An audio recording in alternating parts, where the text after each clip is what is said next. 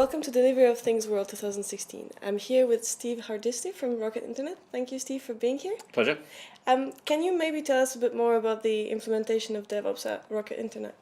Well, RocketInternet's a little bit special in that it starts companies. So a lot of the teams at Rocket are in fact separate little companies.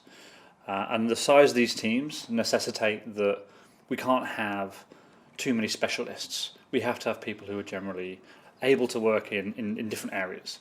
So DevOps is, as a separate concept to a business is just a strange idea.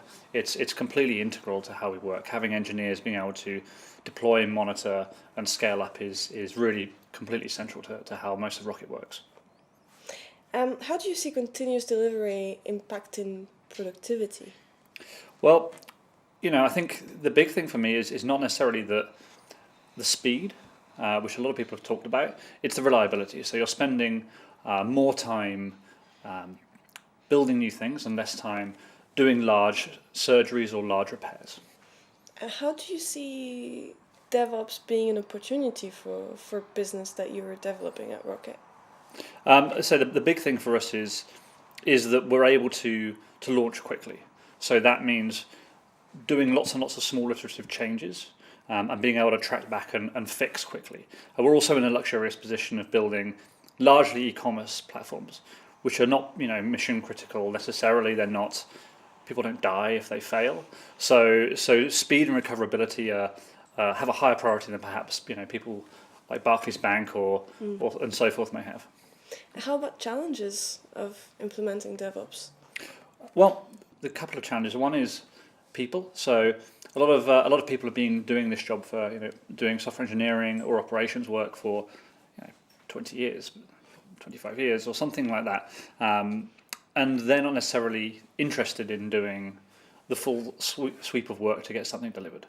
They just want to focus on code. And especially, I think, in larger organizations where there has traditionally been such a big divide between operations and development, that a lot of people are quite comfortable with that divide staying.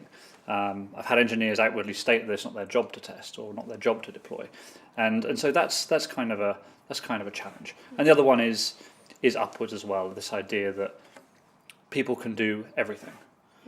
So engineers can do as much as they possibly can do, and even all the way through into doing product work, which for a lot of people can be quite uncomfortable. So you're going to hold a keynote presentation this afternoon and be part of the panel discussion? Yep, busy afternoon. Busy afternoon. What do you think of the event format so far? It's quite interesting, all the different points of view. So hearing people from very, very large companies, Barclays, the one from this one is 325 years old, which has a unique set of problems, and there's a unique perspective that some people from these very large organisations are bringing. That I think for some of the presenters is something that maybe we are unfamiliar with.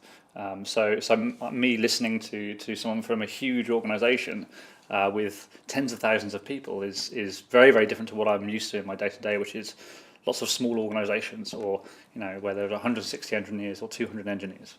So, well, thank you very much, Steve. I'll enjoy the rest of the event then. Thanks so much.